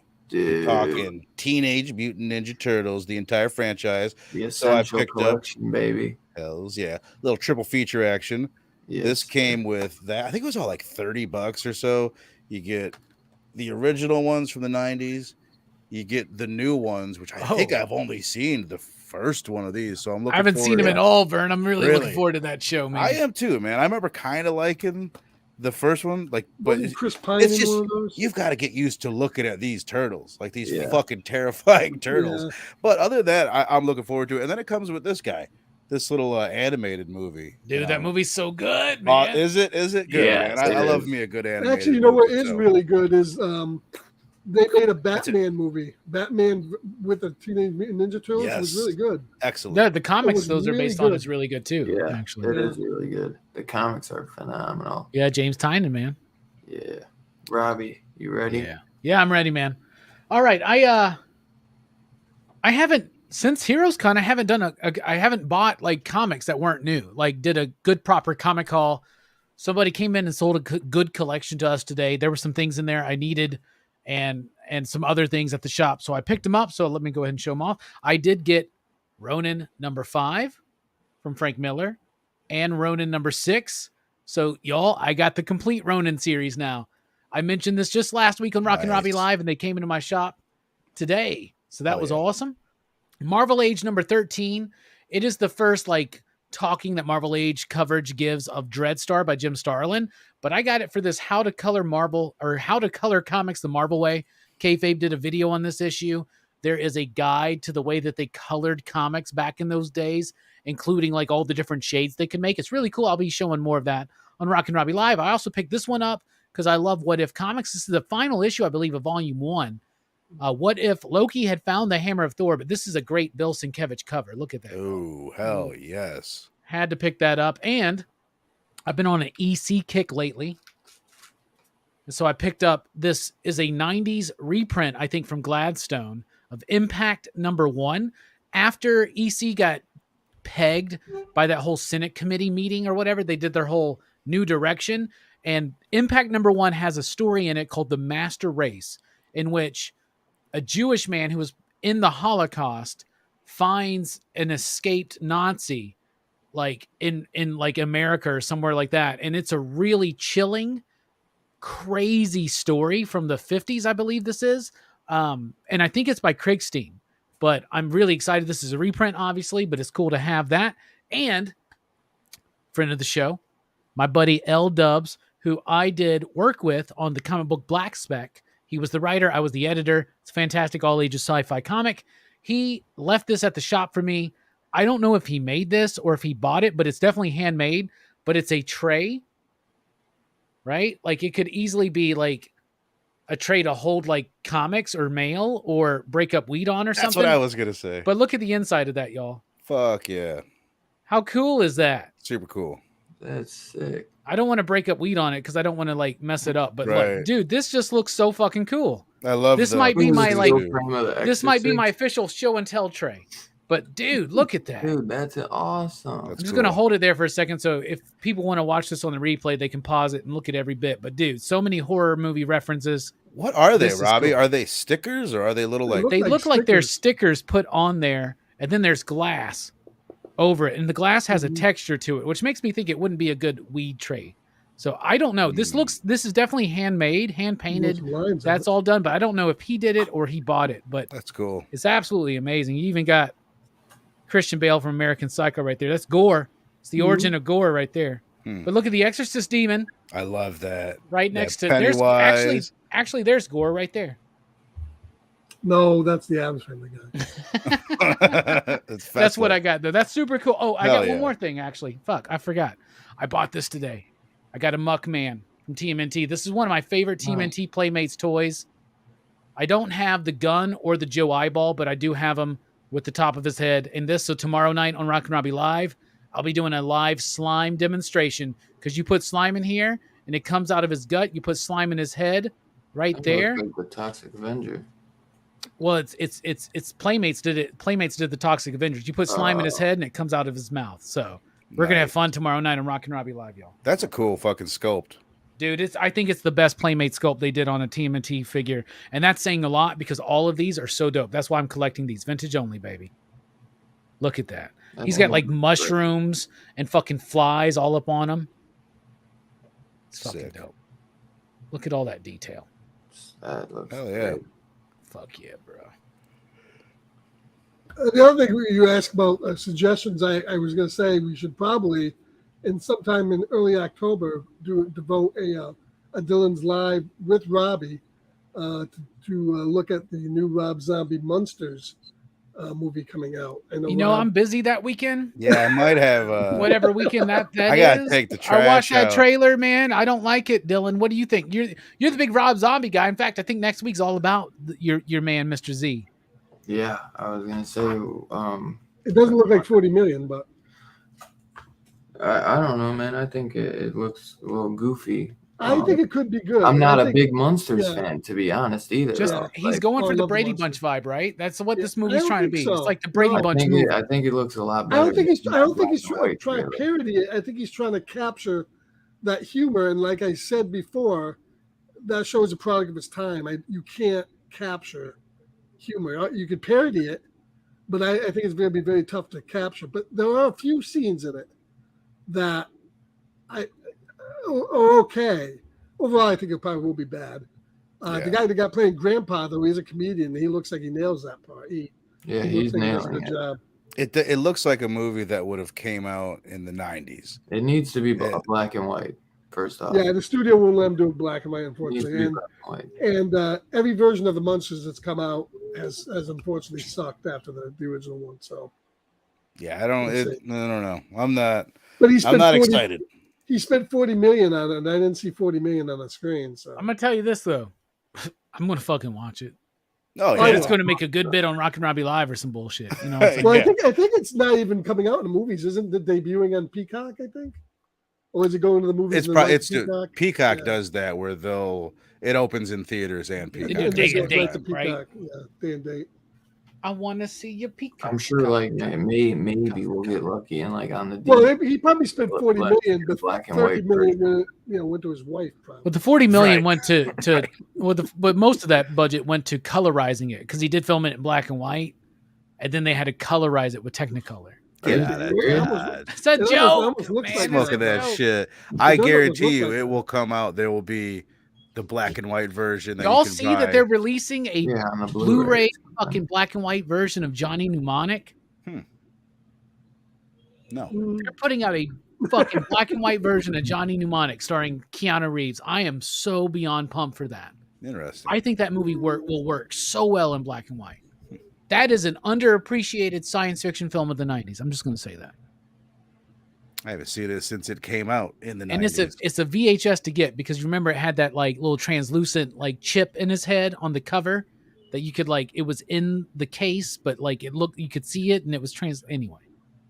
If anybody's got a Johnny Mnemonic VHS, you can send a copy to P.O. Box, Rockin' Robbie Bills. Actually, I think a show that would be interesting to do some night would be which director disappoints you most? Rob Zombie or Jordan Peele? Oh, Zombie, easy. Oh, well, I like them both. I think Jordan Peele has made some disappointing movies too. Yeah, I wouldn't go so quick to dog on my boy. Hold on. Jordan Peele to me hasn't made a bad movie yet, and he's only made 2. This ain't the time for that scar pad. Right. He's made 2. One brilliant, one that I can't forgive him for the Twilight Zone. I wouldn't even say it's good. It's like subpar. Us? Yeah. Fuck y'all. Us is goddamn great. Us is one of the greatest elevated horror films of the 20 teens. It's got great elements. I'll just end my argument there. Fuck y'all. No great elements. We'll see how if he nails Nope, I'll give it to Jordan Peele. Oh, I can't wait for next week. This is going to be interesting. I want Nope to be good with Rob. I do too. I want it to be good. Maybe we'll. Oh, by the way, I'm sorry. I just realized this, man. Nope. My schedule's so full right now, Dylan. I don't think I can fit these 3 movies in, so I may not be able to make it next week. I gave you 3 weeks, bro. That's not how I work, though, man. I gotta do it fresh, and they're actually not on Amazon Prime. They're not on Shudder. Bro, they're not on those places. Buy this set. It was like $5. Oh, I'm gonna get that in time to fucking watch them. Nah, man. What I gave you like a month.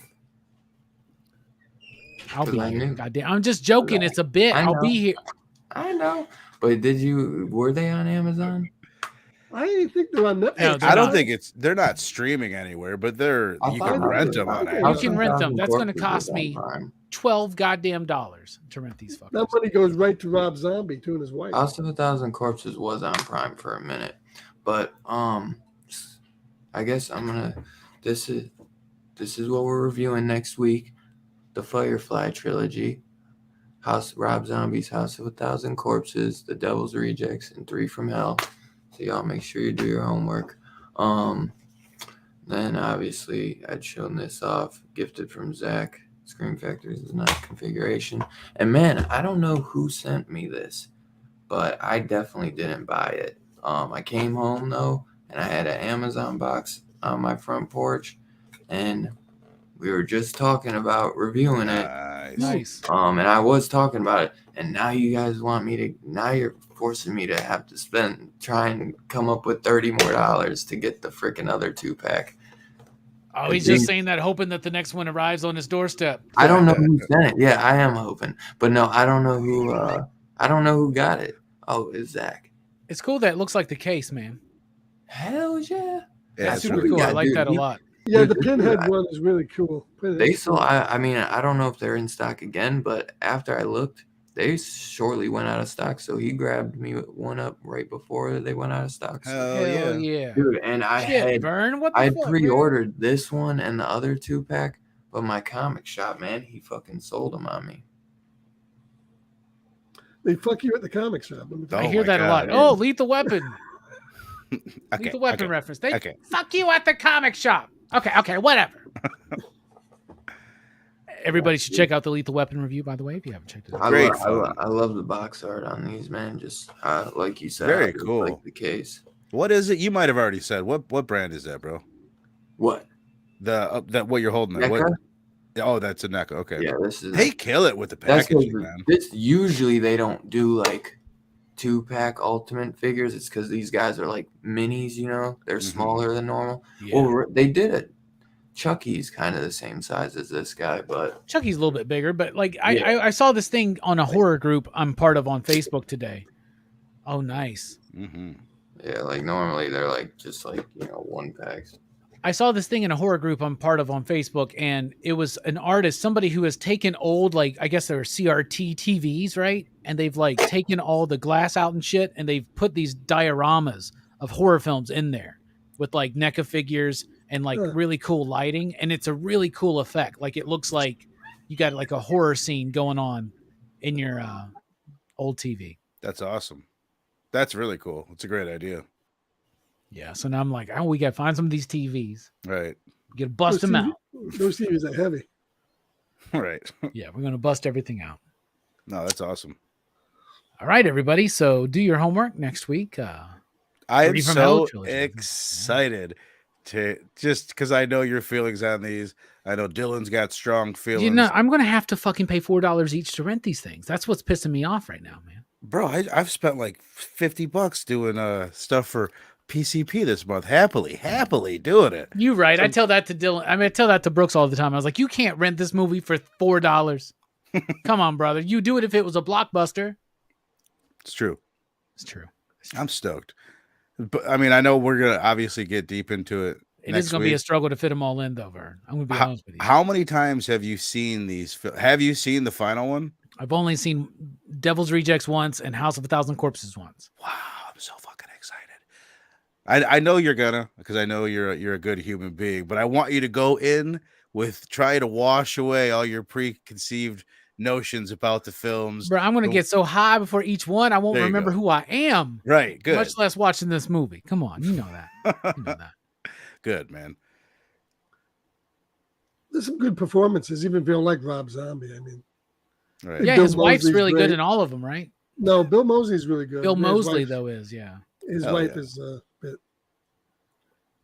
Hell, And then Sid Haig, you know. I'm pretty sure. yeah. Sid Haig is fantastic in the first I think one. I own them all.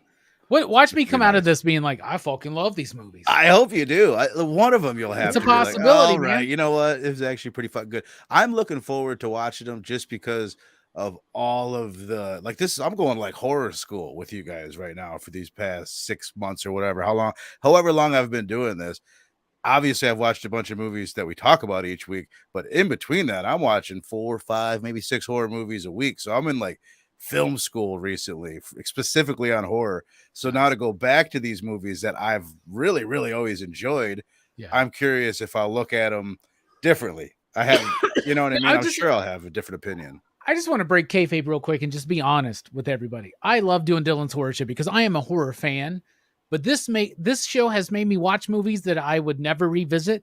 This movie has made me watch movies I would never watch. This show has made me remember movies that I forgot almost, right? Right. Dylan's horror shows literally changed my life, and I love it. And this is probably, honestly, I gotta be really honest. I think this is my second favorite show to fucking do. Oh yeah. Right behind Rock and Robbie Live on Sunday nights, which comes back tomorrow night. That's right, we're back tomorrow night. Rock and Robbie Live, 7 p.m. Central Time. But before that, join me over at Blame Fable tonight. Oh, really? Be the guest of honor. Yeah, season finale. We're talking about the movie Go. Nice. Which is one of my favorite movies from 1999. I revisited it the other night, and man, I cannot wait to talk about that movie. I cannot wait to be back on Blame Fable tonight. I hope my internet, phone service, and Instagram all work for me. But man, I'm excited to be on Blame Fable tonight, the official pre-show of Rock and Robbie Live. And of course, Rock and Robbie Live is the official after show of Blame Fable tonight. So it's going to be a double feature, Rock and Robbie Live double feature tomorrow night. So I'm excited for that. I think there's a guest host. I'm excited to figure out who it is. Nice. My guess was going to be either Verno or Mark from Geeks Unleashed, but we shall see what happens. It's not Verno. Spoiler alert. We'll see who it is. I wish, dude. Fuck Fable. You should have invited me. Could be Manny. I don't know. It could be anybody. I don't know, but we'll see. It could be my third grade science teacher. Wouldn't that be weird? That would be very weird. I gotta see if I could watch it in time. And then Action Fest continues on Monday night. French Connection. Yeah. Excited. So, yeah, that was basically. I had one more thing. Thanks again, though, Zach, for sending this, dude. Seriously, so fucking awesome of you. And I've been dying to get these, so happy to add these in the collection. And we added the date for the poll winner for Puppet Master and Sorority Row at the Slime Bowl-orama. Sorority Babes and the Slime Bowl-orama, Dylan. Come on, put some respect on that name. I don't have the DVD in front of me. I forget. I'm sorry.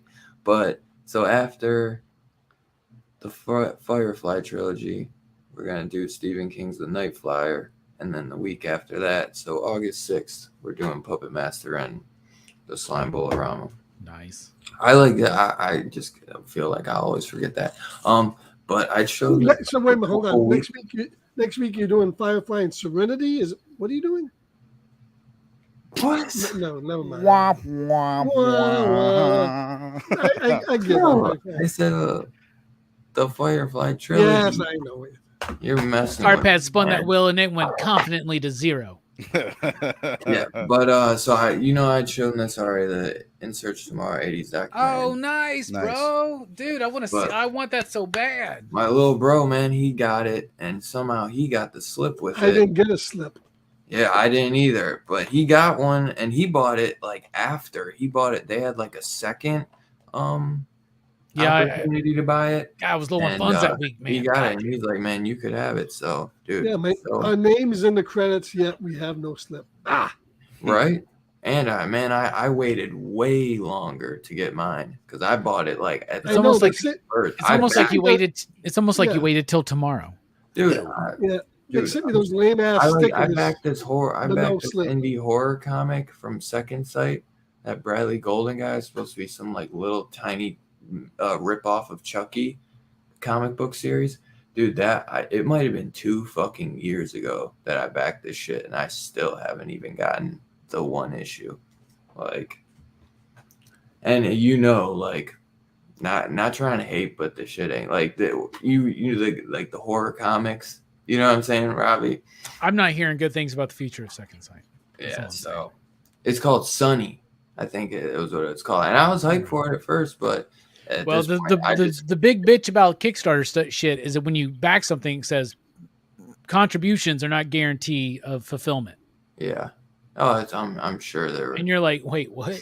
Right. That's There's insane. ways. Is there ways to get refunded? No, No. The I don't yeah. think so. But I don't Well, know. some I've of them, never some gone of that them route. don't do. There's a couple things I'm still waiting on that are late, and one of them is the Jeff Lemire Matt Kent project. But something like that. just here. eventually, I like it. It's like This guy. you support something Kickstarter, and then one day it's like you don't even know what the fuck shows up at your doorstep. Yeah. You're just like, what is this? And you open it up. Yeah. And, Like, oh, dude, this is from years ago. Scarphead, did you have anything else you wanted to show, bro? No, that's it. That was it? Okay, I thought you had something else, but that was all you had on you. So yeah, guys, next week is Rob Zombie's Firefly trilogy. yeah. Which, if you don't know what that means we'll be reviewing House of a Thousand Corpses, The Devil's Rejects, and Three from Hell. And if you don't want to rent all of these, or buy, dude, you can literally. I think this is probably $10. $10 for all three movies. You can't beat it. They come on digital and Blu-ray, so you'll own them on digital and you'll own them physically. Also available on 4K. Nice. Good to know. But yeah, definitely worth picking up. Nothing better than Ultra HD garbage. I don't He think they're on 4K. He shoots them with 4K red camera, so they do look really good. There's a 4K of these. I didn't know that. Yeah, I got the 4K on one of the. I think The newest one. I've got the 4K but for I Three from Hell. I think the other two did come out in 4K. Oh, there's a 4K from Three from Hell. Yeah, Definitely. Oh, okay. So and maybe the other two as well. I haven't gotten those yet.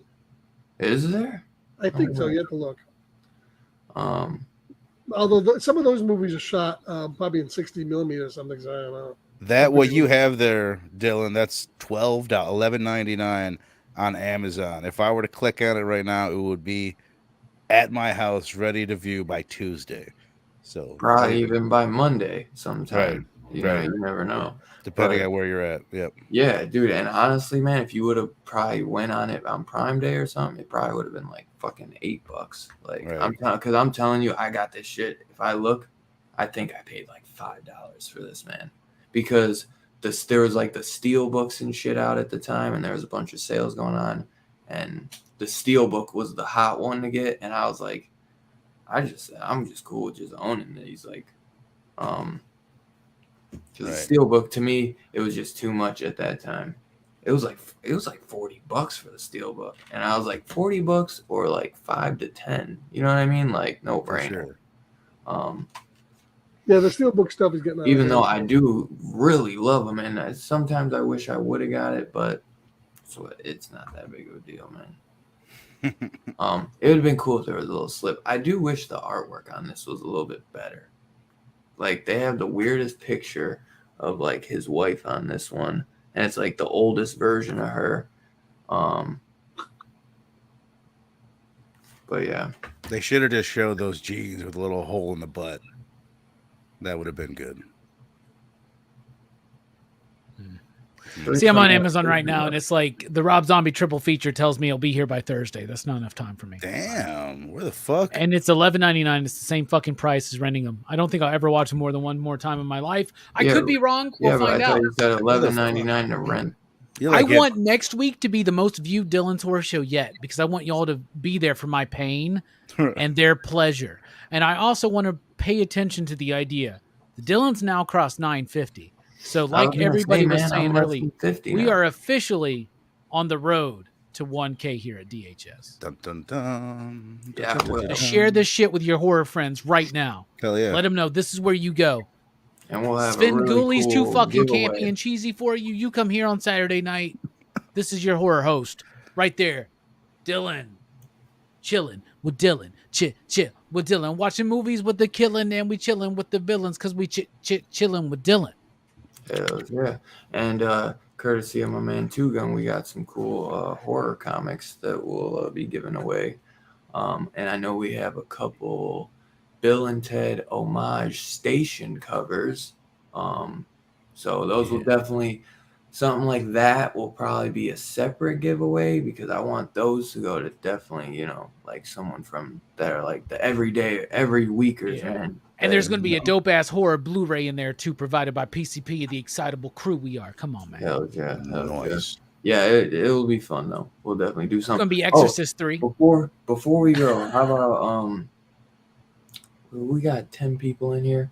I was gonna say, should we do a poll or should I just ask them now? What do you want to review? Clive Barker's Lord of Illusions or Clive Barker's Nightbreed? Nightbreed's going to win that, bro. You think? I'll tell you, if I put a poll up right now, Nightbreed would win. Probably, because I feel like nobody knows Lord of Illusions. That's what I was gonna do. At first, I had Nightbreed. Then I was like, Lord of Illusions is on Amazon Prime, and it's been for a while. So I was like, maybe we should do that. And if I want to put my 2 cents in, I need a reason to buy Nightbreed. I don't own it. I already own it, so I need it's on a print, isn't it, Nightbreed? We could do Nightbreed. I'll find it. What was that, Scarphead? I think it's on a print, but it might be. No, that there was like a special like. It's the one that's like got the theatrical and the directors. That's the one that's out of print. Well, I think you can still get the directors. Illusions is out of print, isn't it? Lord of Illusions. I think that one is. Yeah. Which the theatrical is actually probably the better cut. It's a little bit slimmed down, but the theatrical is still just as good. It just has like a couple extra bits to it. But a lot of people say they prefer the theatrical, I think. Barker damn near killed her. Damn.